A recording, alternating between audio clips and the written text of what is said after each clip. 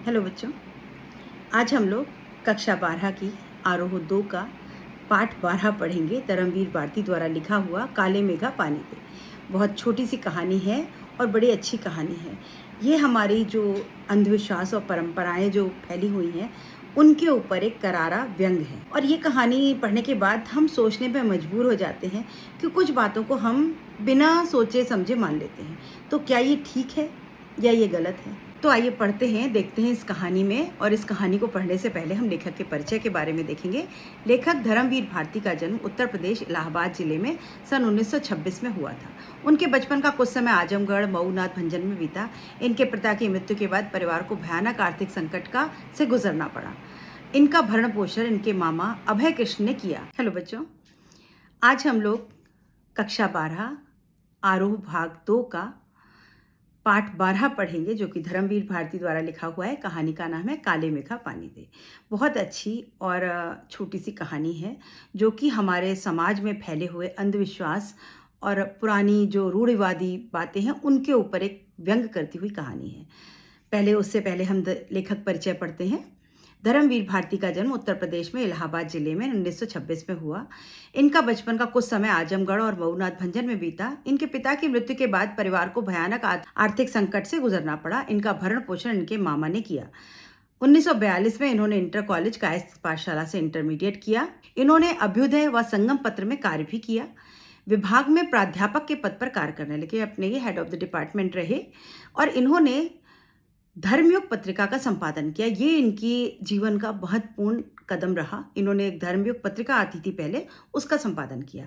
दूसरा सप्तक में इनका विशिष्ट स्थान था। ये कवि, उपन्यासकार, कहानीकार, पत्रकार तथा आलोचक के रूप में हिंदी जगत में अमूल रचनाएं इन्होंने दी। अब इन्होंने बहुत सारी कविताएं लिखी, उपन्यास लिखे, कहानियां लिखी। इन्होंने इंग्लैंड, जर्मनी, थाईलैंड, इंडोनेशिया जैसी यात्राएं भी करी और 1997 में इनका देहांत हो गया। इनकी रचनाएं कौन कौन सी मुख्य हैं? कनुप्रिया, 7 गीत वर्ष, ठंडा लोहा, कहानी संग्रह है बंद गली का आखिरी मकान, मुर्दों का गांव, चांद और टूटे हुए लोग। उपन्यास है सूरज का 7वां घोड़ा, गुनाहों का देवता। ये सब इनके जो उपन्यास हैं बच्चों, ये बहुत फेमस और प्रसिद्ध उपन्यास हैं। एक इन्होंने गीत नाट्य लिखा अंधा युग, जो आपने पढ़ा होगा। इनके लेखन की खासियत क्या थी कि ये हर उम्र और हर वर्ग के पाठकों के बीच इनकी अलग अलग रचनाएं लोकप्रिय। बच्चों के लिए जो उन्होंने कहानी लिखी वो अलग थी, बच्चों के बड़ों के हिसाब से जो उपन्यास लिखे वो अलग तरह की विधा के थे। तो ऐसा नहीं, इन्होंने खास किसी एक ग्रुप के लिए नहीं लिखा, सबके लिए लिखा और सबको उसमें आनंद आता था। इनका लोकप्रिय उपन्यास गुनाहों का देवता एक भावपूर्ण प्रेम कथा है। भारती जी ने निबंध और रिपोर्ट भी लिखे। इनका गद्य लेखन सहजता और आत्मीयता से भरा हुआ है। ये बड़ी से बड़ी बात को बड़ी सहजता से कहते हैं और सीधे ढंग से कहते हैं, जो कि पाठक के मन को छू लेता है। इन्होंने हिंदी साप्ताहिक पत्रिका धर्मयुग के संपादक रहते हुए हिंदी पत्रकारिता को सजा संवार कर गंभीर पत्रकारिता का एक मानक बनाया। वस्तुतः धर्मवीर भारती का स्वतंत्रता प्राप्ति के बाद के साहित्यकारों में प्रमुख स्थान है। जो साहित्यकार हमारे स्वतंत्रता प्राप्ति के बाद जो साहित्यकार हुए उसमें धर्मवीर भारती का बहुत इंपॉर्टेंट स्थान है। अभी हम पाठ पढ़ेंगे। पाठ का सारांश देखते हैं बच्चों। कहानी आप अपनी पुस्तक से पढ़िएगा। छोटी सी कहानी है। काले मेघा पानी दे संस्मरण में लोक प्रचलित विश्वास और विज्ञान के द्वंद्व का चित्रण किया गया। अब बच्चों, पहली बात तो ये याद करनी है, ये एक संस्मरण है। संस्मरण किसे कहते हैं? संस्मरण जब हम अपनी यादों, अपनी स्मृतियों के सहारे कोई घटना का वर्णन करते हैं उसको हम संस्मरण कहते हैं। संस्मरण, स्मरण से लिखा हुआ कोई भी लेख संस्मरण कहलाता है। तो ये उनके अपने बचपन की घटना थी धर्मवीर भारती जी के, और इसमें प्रचलित विश्वास और विज्ञान के बीच का द्वंद्व है। हमारे समाज में बहुत से ऐसे विश्वास फैले हुए हैं जिनको हम बिना सोचे समझे मान लेते हैं। क्यों मान लेते हैं? क्योंकि हमारी मम्मी कहती है, हमारे दादाजी कहते हैं, हमारे घर में ऐसा ही होता है इसलिए हम ऐसा करते हैं। उसके पीछे कोई हम तर्क नहीं देते। विज्ञान का अपना तर्क है और विश्वास का अपना सामर्थ्य। अभी विज्ञान जो है वो तर्क पर चलता है और विश्वास जो है वो केवल हमारी उस सामर्थ्य पर चलता है कि हम क्या सोचते हैं। लेखक ने इसी दुविधा को लेकर के पानी के संदर्भ में एक प्रसंग रचा है। आषाढ़ का पहला पखवाड़ा बीत चुका है। ऐसे में खेती व अन्य कार्यों के लिए पानी ना हो तो जीवन चुनौतियों का घर बन जाता है। अभी आषाढ़ का मौसम बीत चुका है, मतलब सावन भादो जब आना होता है तो आषाढ़ से बाद सावन भादो शुरू होता है। गर्मी, तपती गर्मी के बाद बारिश का जब हम इंतजार कर रहे होते हैं उस समय की ये बात है। पानी ना हो उस समय तो क्या होता है, जीवन चुनौतियों से भर जाता है। तपती गर्मी होती है, फसल लगा करके उस पानी का इंतजार करता है किसान की फसल, पानी बरसे तो हमारी फसल हो। तो ये बड़ा कठिन समय होता है अगर आपको पानी ना मिले तो। और ये पुराने समय की बात है कि गांव की, जहां पर आधे से ज़्यादा समय जिंदगी बारिश पर निर्भर होती थी। आज भी हम बारिश पर निर्भर हैं। यदि विज्ञान इन चुनौतियों का निराकरण नहीं कर पाता तो उत्सव धर्मी भारतीय समाज किसी न किसी जुगाड़ में लग जाता है। अभी विज्ञान सब कुछ कर सकता है पर बारिश तो नहीं करवा सकता।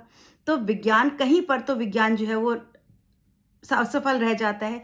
उस समय जो हमारा भारतीय समाज है वो किसी न किसी जुगाड़ में लग जाता है। तो हम कैसे लोग हैं, हम आस्था वाले लोग हैं, हम विश्वास वाले लोग हैं। तो हम कुछ ना कुछ हम उसके तोड़ निकाल लेते हैं। क्या करते हैं, प्रपंच रचता है और हर कीमत पर जीवित रहने के लिए अशिक्षा तथा बेबसी के भीतर से उपाय और काट की खोज करता है। अभी हमारे आधी जनता अशिक्षित है, बेबस है, गरीब है।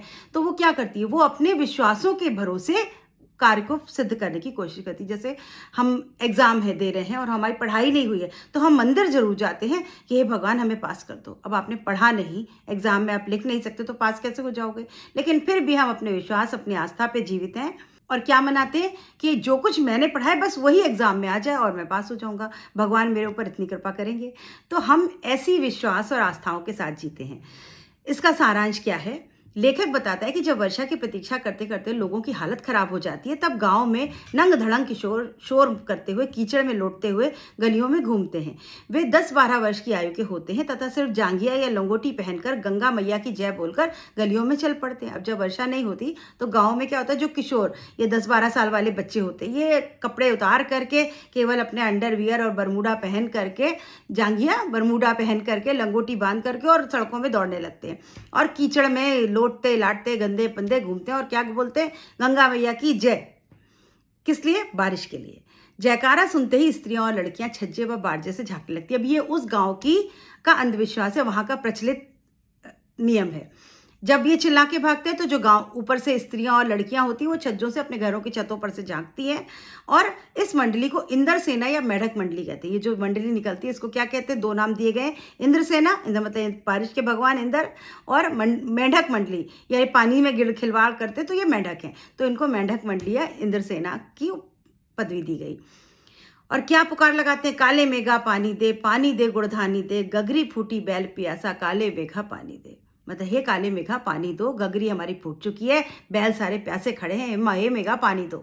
जब ये मंडली किसी घर के सामने रुककर पानी की पुकार लगाती है तो घरों में सहेज कर रखे पानी से इन बच्चों के सर से पैर तक तर कर दिया जाता है। ये भीगे बदन मिट्टी में लोट लगाते हैं और कीचड़ में लथपथ हो जाते हैं। यह वह समय होता है जब हर जगह लोग गर्मी में जन भुनकर त्राही त्राही करने लगते थे। कुएं सूखने लगते हैं, नलों में बहुत कम पानी आता था, खेतों की मिट्टी में पपड़ी पड़कर जमीन फटने लगती थी, लू के कारण व्यक्ति बेहोश होने लगते थे।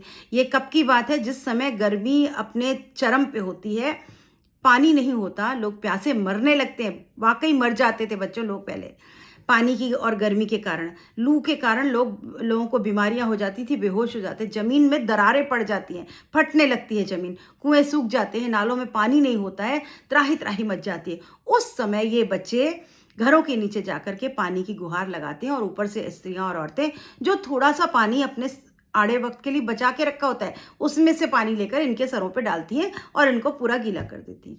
और उस गीले पानी में ये मिट्टी में खेलते हुए लथपथ कीचड़ में सने हुए और ये दौड़ लगाते हैं। पशु पानी की कमी से मरने लगते हैं, लेकिन बारिश का कहीं नामो निशान नहीं होता। आदमी तो फिर भी किसी तरह को जुगाड़ कर लेता है, पर पशुओं को पानी नहीं मिलता तो वो भी मरने लग जाते हैं।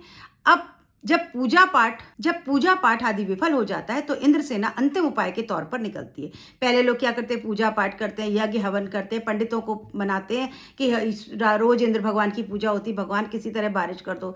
जब उससे भी नहीं होता तब ये इंद्र सेना जो है वो अंतिम उपाय करने के लिए निकलती है और लोगों को से पानी मांगती है। लेखक को यह समझ में नहीं आता था कि पानी की कमी के बावजूद लोग घरों में कठिनाई से इकट्ठा किए हुए पानी को इनके ऊपर क्यों फेंकते हैं। अब लेखक ने भी ये देखा उस गांव में रहकर, उसको लगता था क्या तमाशा है, मतलब पानी है नहीं, पीने को नहीं है, लेकिन ये बच्चे आते हैं तो लोग अपना जो थोड़ा सा पानी बचाया वो भी इनके ऊपर डाल देते हैं। ये कहाँ की अक्लमंदी है। इस प्रकार के अंधविश्वासों से देश का बहुत नुकसान होता है। अगर ये सेना इंद्र की है तो वे खुद अपने लिए पानी क्यों नहीं मांग लेती? इनको इंद्र सेना कहते हैं। बोले अगर इंद्र की सेना है, पानी वाले भगवान की है, तो ये अपने आप पानी का इंतजाम क्यों नहीं करते? लोगों का पानी क्यों खराब करते हैं? ऐसे पाखंडों के कारण हम अंग्रेजों से पिछड़ गए हैं तथा उनके गुलाम बन गए। अभी लेखक के मन में, लेखक भी छोटा है उस समय, उसके मन में ये ख्याल आ रहा है कि शायद यही कारण है, ये जो हम अनपढ़ और अंधविश्वास हैं, शायद इसीलिए हम जो है वो अंग्रेजों से पिछड़ गए और हम उनके गुलाम हो गए थे। अंग्रेजों ने हमारे ऊपर शायद इसीलिए इतने साल तक हमारे ऊपर शासन किया। लेखक स्वयं मेढक मंडली वालों की उम्र का था जिस समय ये घटना लिख रहे हैं। मतलब जब ये घटना हुई होगी तो ये अपनी भी उसी समय की कहानी लिख रहे हैं। वो खुद भी उस समय 10-12 साल के किशोर युवक थे। वह आर्य समाजी था तथा कुमार सुधार सभा का उपमंत्री था। अभी ये छोटे से बच्चे थे तो ये एक कुमार सभा, आर्य समाज में एक कुमार सभा, कुमारी सभा होती है, बच्चों के लिए एक ग्रुप बनाया जाता है। उसमें बच्चों में से किसी एक को मंत्री या उपमंत्री बनाता है, वो लोगों के भले के लिए काम करते हैं। तो ऐसे किसी संस्था के ये उपमंत्री थे और समाज सुधार का जोश इनमें बहुत ज़्यादा था कि मैं समाज में ऐसे ऐसे परिवर्तन कर दूंगा। उसे सबसे ज़्यादा मुश्किल अपनी जीजी से थी जो उम्र में उनकी माँ से बड़ी थी। अब इनकी एक बहन थी जो गांव में रहती थी, वो उम्र में इनकी माँ से भी बड़ी थी, लेकिन ये उनको बहन कहते थे, दीदी कहते थे। वे सभी रीति रिवाजों, तीज त्योहारों, पूजा अनुष्ठानों को लेखक के हाथों पूरा करवाती थी। अब वो जीजी जो थी, जब भी कोई पूजा पाठ हो तो इनको बुलाती, आओ चलो अब ये करो, अब ऐसे जल चढ़ाओ, अब फूल चढ़ाओ, सारे रीति रिवाज इनसे करवाती थी। जिन अंधविश्वासों को लेखक समाप्त करना चाहता था वे ये सब कार्य लेखक को पुण्य मिलने के लिए करवाती थी। अभी लेखक जो थे वो बच्चे थे और उनके मन में क्या भाव था कि ये सब तो बिल्कुल पाखंड है, अंधविश्वास, मैं ये नहीं करूँगी, खत्म कर दूंगा समाज से। वही काम दीदी जो थी वो इनको बुलाती थी और करवाती थी कि चलो पूजा करो, तो दान करो, ये करो, वो करो। वे ये सब कार्य लेखक से पुण्य, और क्यों करवाती थी कि तुम ये करोगे तो तुमको पुण्य मिलेगा। जीजी लेखक से इंद्र सेना पर पानी फेंकवाने का काम करवाना चाहते। अब दीदी ने कहा देखो बच्चे आए, जाओ जरा पानी उनके ऊपर डाल दो, तो इन्होंने साफ मना कर दिया, मैं नहीं पानी डालूंगा। जीजी ने कांपते हाथों व डगमगाते पाँव से इंद्र सेना पर पानी फेंका। अब दीदी ने अपने हाथ से लिया, वो बड़ी थी उम्र की तो उनके हाथ कांप रहे होंगे, उन्होंने वो पानी बच्चों पर डाल दिया। लेखक जीजी से मुंह फुलाए रहा और देखा को बहुत गुस्सा आ रहा था। वो दीदी से मुंह फुलाया कि क्यों डाल रही हो पानी। शाम को उसने जीजी के दी हुई लड्डू मठरी भी नहीं खाई। अब शाम को दीदी ने लड्डू मठरी दी होगी तो उन्होंने वो भी नहीं खाई, नहीं खाऊंगा, तुम मेरी बात नहीं सुनती हो। पहले उन्होंने गुस्सा दिखाया, फिर उसे गोद में लेकर समझाया। उन्होंने कहा यह अंधविश्वास नहीं है। अब ये दीदी से नाराज थे तो दीदी ने पहले समझाया, फिर इनको अपनी गोदी में बिठा करके इनको समझाया। क्या कहा कि यह अंधविश्वास नहीं है, यदि हम पानी नहीं देंगे तो इंद्र भगवान हमें पानी कैसे देंगे। दीदी ने क्या समझाया कि अगर हम इनको पानी नहीं देंगे तो भगवान हमें पानी नहीं देंगे। यह पानी की बर्बादी नहीं है, यह पानी का अर्ध है, ये पानी का अर्ध है। अर्ध क्या मतलब होता है, आपने देखा हो ना, करवा चौथ पे स्त्रियां जल से चांद को अर्ध देती हैं, चांद को जल चढ़ाती हैं। तो वो बोली ये पानी का अर्ध है, इसको पानी की बर्बादी नहीं कहते। दान में देने पर ही इच्छित वस्तु मिलती है। जब आप दान पुण्य करते हैं तब आपको आपके मन चाहे चीज़ें मिलती हैं। ऋषियों ने दान का महत्व बताया। अब ये समझाने लगे कि देखो दान में बहुत शक्ति होती है, दान करोगे तो तुमको मिलेगा। बिना त्याग के दान नहीं होता। उन्होंने बोला बिना त्याग के कोई दान नहीं होता। करोड़पति 2-4 रुपए दान में दे दे तो वो त्याग नहीं होता। दीदी ने क्या समझाया कि देखो अगर जिसके पास बहुत पैसा है, करोड़पति है, वो अगर 2-4 रुपए दान में दे दे तो उसको दान नहीं कहते। दान किसको कहते हैं? त्याग वह है जो अपनी ज़रूरत की चीज़ को जन कल्याण के लिए दे। कि हमको खुद पानी चाहिए, शायद हम अभी 2 घंटे प्यासे रह जाएंगे, लेकिन हमने अपने पानी में से उन बच्चों के ऊपर पानी डाल दिया, तो हमने अपनी ज़रूरत का सामान दिया है। तो ये त्याग होता है।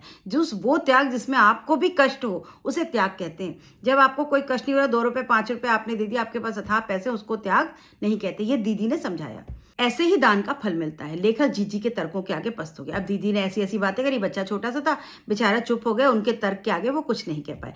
फिर भी वे अपनी जिद पर अड़े रहे। जीजी ने फिर समझाया, तू बहुत पढ़ गया है, वह अभी भी अनपढ़ है। दीदी ने कहा भाई देख, तू तो पढ़ा लिखा है, मैं तो अनपढ़ हूँ, मैं तो ये बात मानती हूँ। लेकिन इन्होंने दीदी की बात नहीं मानी और बच्चों पर पानी नहीं डाला। दीदी ने फिर समझाया, देख किसान भी 30-40 मन गेहूं उगाने के लिए 5-6 सेर अच्छा गेहूं बोता है। उसने बोला देखो किसान भी अगर उसको गेहूं उगाना होता है तो पहले वो थोड़ा गेहूं खेत में डालता है, 3-4 किलो गेहूं डालता है, तब उसमें से 30-40 मन गेहूं निकलता है। तो कुछ पाने के लिए कुछ देना पड़ता है।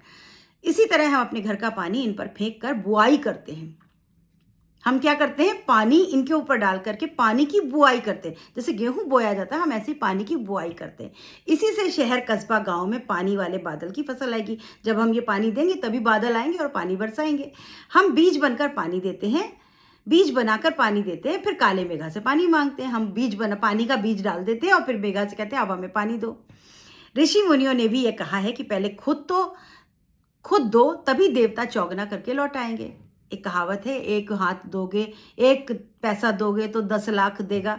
यानी तुम 1 पैसा दोगे तो ईश्वर तुम्हें 10 लाख देगा। यानी ईश्वर भी तभी प्रसन्न होता है जब तुम खुद देते हो, खुद दान करोगे तो ईश्वर तुम्हें दोगुना चौगुना करके लौटा देगा। यह आदमी का आचरण है जिससे सबका आचरण बनता है। और बोले ये हमारे वैल्यूज़ हैं, हमारे मूल्य हैं, इसी से हमारा आचरण, हमारा चरित्र बनता है, जिससे सबका आचरण बनता है। यथा राजा तथा प्रजा, सच है, जैसा राजा होगा वैसी प्रजा होगी। जो करोगे वो भरोगे, जो दोगे वही पाओगे। गांधी जी महाराज भी यही कहते हैं। अब लेकिन जीजी ने बोला देखो गांधी जी भी ऐसे ही कहते हैं कि दूसरों की मदद करो तो तुम्हारी मदद अपने आप होगी। अंग्रेजी की भी कहावत है ना, God help those who help themselves. तो हम भगवान भी उन्हीं की मदद करता है जो अपनी मदद स्वयं करते हैं। तो ऐसे तर्क देकर दीदी ने इनको समझाया और ये बिल्कुल तर्क नहीं कर पाए और चुप हो गए। लेखक कहता है कि यह बात 50 साल पुरानी होने के बाद भी आज भी उनके मन में दर्ज है। अब ये बातें जो वो बता रहे हैं कहानी में, ये 50 साल पुरानी बातें हैं, लेकिन फिर भी उनके मन में कहीं बैठी हुई हैं। हम देश के लिए क्या करते हैं? हम क्षेत्र में बड़ी बड़ी मांगें बड़ी हैं, पर त्याग का कहीं नामो निशान नहीं। ये बात इनको कहीं तो सही लगती थी कि सच में हम देश के लिए कहते हैं ये नहीं करती सरकार, वो नहीं करती सरकार, देश हमें क्या देता है, लेकिन हम क्या करते हैं देश के लिए? क्या हम देश के लिए कोई योगदान देते हैं? तो जब हम देंगे नहीं तो हमें मांगने का भी कोई अधिकार नहीं। ये लेखक के मन में भी कहीं कोई बात है। आज स्वार्थ एकमात्र लक्ष्य रह गया है। अभी लेखक अपनी बात को, जो दीदी की बात थी वो इनको अंदर तक स्वीकार नहीं थी, लेकिन कुछ बातें दीदी की इनको सच लगती थी, जिसको ये कह रहे हैं पानी के संदर्भ में नहीं लेकिन और संदर्भों में उन्हें दीदी की बात सच लगती है कि आज स्वार्थ एकमात्र लक्ष्य है। आज क्या है? आज हम सिर्फ अपना भला देखते हैं।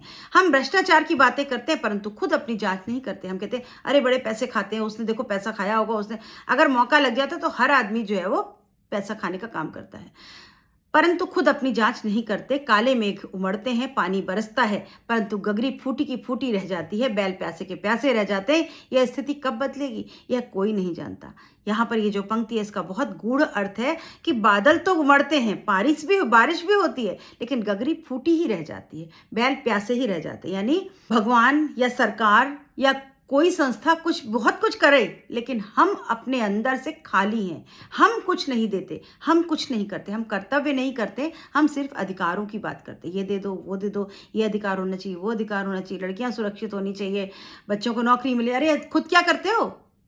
खुद कुछ नहीं करते, उसके लिए कोई प्रयास नहीं करते। शहर में पर्यावरण नहीं ठीक है, प्रदूषण बहुत हो रहा है, आप खुद गंदगी फैलाते हो, उस समय सोचते हो सरकार के पास और कोई काम नहीं है कि झाड़ू लेके घूमती रहेगी।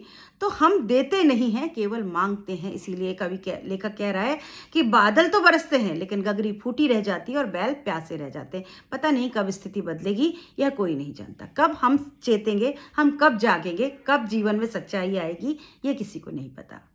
तो ये एक कहानी है, उस कहानी के माध्यम से लेखक क्या कहना चाहता है कि हम सिर्फ उम्मीदें करते हैं, खुद कुछ नहीं करते।